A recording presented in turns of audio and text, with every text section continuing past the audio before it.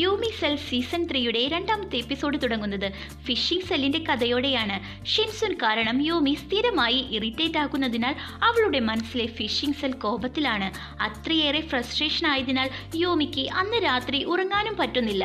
യൂമിയുടെ മനസ്സിലെ സെൽ വില്ലേജിലെ bulletin board മുഴുവൻ ഷിൻസുനിനെ കുറിച്ചുള്ള പരാതികൾ നിറഞ്ഞിരിക്കുന്നത് കാണാം. അടുത്ത ദിവസം രാവിലെ ഷിൻസുൻ വീണ്ടും ബോങ്കിയോപാങ് സ്നാക്സ് വാങ്ങാനായി കടയിലേക്ക് പോകുന്നത് യൂമി കാണുന്നു. ഇത് കാണുന്ന അവൾക്ക് ഒരു ഐഡിയ തോന്നുകയാണ്. അവൻ എത്തുന്നതിന് മുന്നേ യൂമി അവിടെ ഓടിയെത്തി സ്ട്രോബെറി ഫ്ലേവറുള്ള ബോങ്കിയോപാങ് എല്ലാം വാങ്ങിക്കളയുന്നു. സന്തോഷം കൊണ്ട് യൂമിക്ക് എന്ത് ചെയ്യണം എന്നറിയില്ല. ഷിൻസുൻ എത്തുമ്പോൾ ഒന്നും ബാക്കിയില്ലെന്നു മാത്രമല്ല എല്ലാം യൂമിയാണ് വാങ്ങിയതെന്നറിയുമ്പോൾ അവൻ ഞെട്ടുന്നുണ്ട്. കഴിഞ്ഞ ദിവസം ഞാനും ഈ സ്നാക്സ് വാങ്ങാനാണ് വന്നതെന്ന് യൂമി പറഞ്ഞപ്പോൾ ഷിൻസുൻ എന്താ പറഞ്ഞത്? അയ്യോ, എല്ലാം കഴിഞ്ഞു പോയല്ലോ എന്നല്ലേ? അതുപോലെ തന്നെ ഷിൻസുൻ എല്ലാം കഴിഞ്ഞല്ലോ എന്ന് യൂമിയോട് പറയുമ്പോൾ അതെ, എല്ലാം കഴിഞ്ഞു പോയി എന്ന് പറഞ്ഞ് അവൾ വാങ്ങിയ സ്നാക്സുമായി ഹാപ്പിയായി അവിടെ നിന്നും നടന്നു പോകുന്നു. ആ ചെറിയ വിജയം യൂമിയുടെ മനസ്സിലെ എൻഡ്രോഫിൻ സെല്ലിനെ ഫുൾ ഹാപ്പി മോഡിലാക്കുന്നു. വീട്ടിലെത്തിയ ശേഷം അവൾ കൊക്കോയെ റോബിക്ക് തിരിച്ചു നൽകുന്നു. ഇന്നലെ തൻ്റെ പീഡി കൊക്കോയെ മോശമായി സംസാരിച്ചെന്നും കൊക്കോ സ്വന്തം പൂപ്പ് നക്കാറുണ്ടെന്ന് അവൻ പറഞ്ഞുവെന്നും അതെനിക്ക് ഒട്ടും ഇഷ്ടമായില്ല എന്ന് യൂമി പറയുമ്പോൾ കൊക്കോ ശരിക്കും സ്വന്തം പൂപ്പ് നക്കാറുണ്ടെന്ന് റോബി സമ്മതിക്കുകയാണ്. എന്നാൽ ഇത് കേട്ട് യൂമി ഞെട്ടിപ്പോകുന്നു.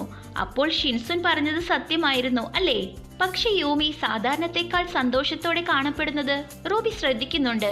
എന്താ കാര്യമെന്ന് മനസ്സിലായില്ലേ? ഒരുപാട് സ്നാക്സ് വാങ്ങിച്ചുകൊണ്ട് വെച്ചിരിക്കുന്നത്. അതുകൊണ്ട് തന്നെ ആ സ്നാക്സിൽ നിന്ന് കുറച്ച് റൂബിക്ക് എടുത്തു കൊടുക്കുകയാണ് യൂമി.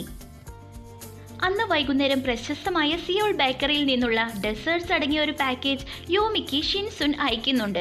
തന്നോട് ഇന്നലെ അങ്ങനെ പറഞ്ഞതിന് സോറി പറയാൻ അയച്ചതായിരിക്കുമെന്ന് യൂമി വിചാരിച്ച് അത് കഴിക്കാൻ പോകുന്നതും ഷിൻസുൻ നേരിട്ട് വീട്ടിലെത്തി ആ ഡെസേർട്സ് യഥാർത്ഥത്തിൽ മറ്റൊരു റൈറ്റർക്കായി വാങ്ങിയതാണെന്നും പേര് തെറ്റി ഇവിടെ ഡെലിവറി ചെയ്തതെന്നും ഷിൻസുൻ പറയുന്നു. അവൻ അറിഞ്ഞുകൊണ്ട് ചെയ്തതല്ല എങ്കിൽ പോലും യൂമിക്ക് നല്ല ദേഷ്യം വരുന്നുണ്ട്. പിന്നാലെ തന്നെ ഷിൻസുൻ യൂമിയുടെ റൈറ്റിങ്ങിനെ കുറിച്ച് ഫീഡ്ബാക്ക് ഉള്ള ഒരു മെയിൽ അയക്കുന്നു. തൻ്റെ എഴുത്ത് ഷിൻസുൻ ഇത്ര നന്നായി മനസ്സിലാക്കിയതിൽ യൂമി അത്ഭുതപ്പെടുന്നുണ്ട്. അവനെ കോംപ്ലിമെന്റ് ചെയ്താലോ എന്ന് യൂമി വിചാരിക്കുമ്പോൾ അവളുടെ മനസ്സിലെ പ്രൈഡ് സെൽ അതിന് തടയിടുകയാണ്. അടുത്ത ദിവസം പാർക്കിംഗ് ലോട്ടിൽ വെച്ച് ഷിൻസുൻ യൂമിയെ വന്ന് കാണുന്നു. കഴിഞ്ഞ ദിവസം ഡെസേർട്ട് തെറ്റി അയച്ച് തിരിച്ചു വാങ്ങിയത് കൊണ്ടും അവൾക്ക് ആ ഡെസേർട്ട് ഇഷ്ടമാണെന്ന് അറിഞ്ഞതിനാലും അതേ ബോക്സ് വീണ്ടും നൽകാനാണ് അവൻ വന്നത്. പക്ഷേ ഈ തവണയും മനസ്സിലെ പ്രൈഡ് സെൽ കാരണം യൂമിക്ക് ഷിൻസുന്നിനോട് ഒരു കോംപ്ലിമെന്റ് പോലും പറയാൻ സാധിക്കുന്നില്ല. എങ്കിലും പബ്ലിഷേഴ്സ് ഓഫീസിന്റെ ഭാഗത്തേക്കാണ് പോകുന്നതെന്ന് ഷിൻസുൻ അവളോട് പറയുമ്പോൾ അവനൊരു ഡ്രൈവ് ഓഫർ ചെയ്യുന്നു. എന്നാൽ ഷിൻസുൻ കൂടെ ഉള്ളതുകൊണ്ട് തന്നെ ഓരോന്നൊക്കെ ആലോചിച്ച് യൂമി പാർക്കിംഗ് ലോട്ടിലെ എക്സിറ്റ് ലൈനിന് പകരം എൻട്രി ലൈനിലേക്ക് കാർ ഓടിച്ചു കയറ്റുന്നു. പിന്നെ പറയണ്ടല്ലോ, ബ്ലോക്കോട് ബ്ലോക്ക്. ആളുകൾ ചീത്ത വിളിക്കാൻ വരെ തുടങ്ങി. ആളുകളുടെ ചീത്തവിളി കൂടിയാകുമ്പോൾ യൂമി പാനിക് ആകുന്നു. ഒട്ടും നേരം കളയാതെ ഷിൻസുൻ കാർ ഏറ്റെടുത്ത് സ്മൂത്തായി പാർക്ക് ചെയ്യുന്നു. ശേഷം അവർ ക്യാബ് എടുത്തു പോകാൻ തീരുമാനിക്കുകയാണ്.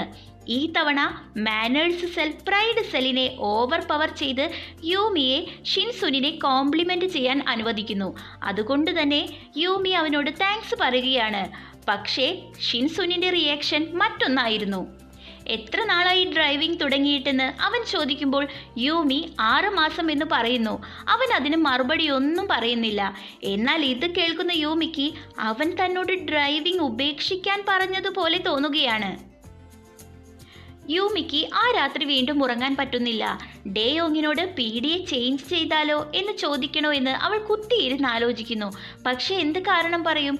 അവൻ കൊക്കോയെ കുറ്റം പറഞ്ഞെന്നു, കേക്ക് അയച്ചിട്ട് തിരിച്ചു വാങ്ങിയെന്നു, അത് ഡ്രൈവ് ചെയ്യാൻ തുടങ്ങിയിട്ട് 6 മാസമായെന്ന് ഞാൻ പറഞ്ഞപ്പോൾ അവൻ മറുപടി പറഞ്ഞില്ലായിരുന്നു. അയ്യേ, ഇതൊക്കെ പീഡിയെ മാറ്റാനുള്ള കാരണങ്ങളാണോ എന്ന് അവൾക്ക് തന്നെ തോന്നി.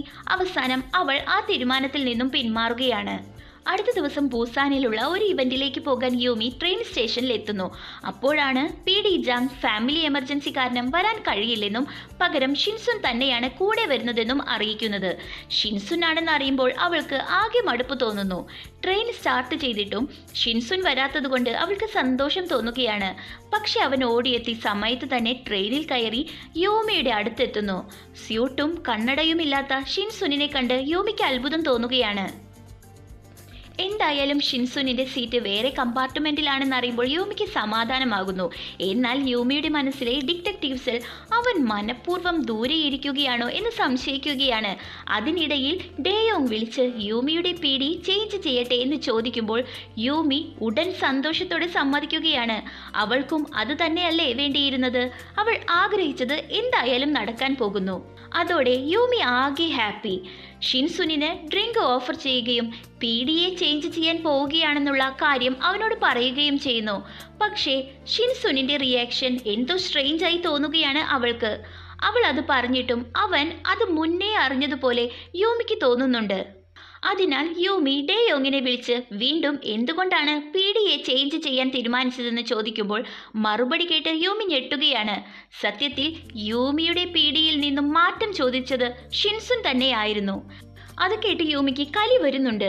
അവൻ എന്തിനാണ് ഒഴിയണമെന്ന് പറഞ്ഞതിന്റെ കാരണം അവളുടെ മനസ്സിലെ ഇന്റൻഷൻ സെൽ അവനോട് നേരിട്ട് ചോദിക്കാൻ അവളെ മനസ്സിലിരുന്ന് പ്രേരിപ്പിക്കുകയാണ്.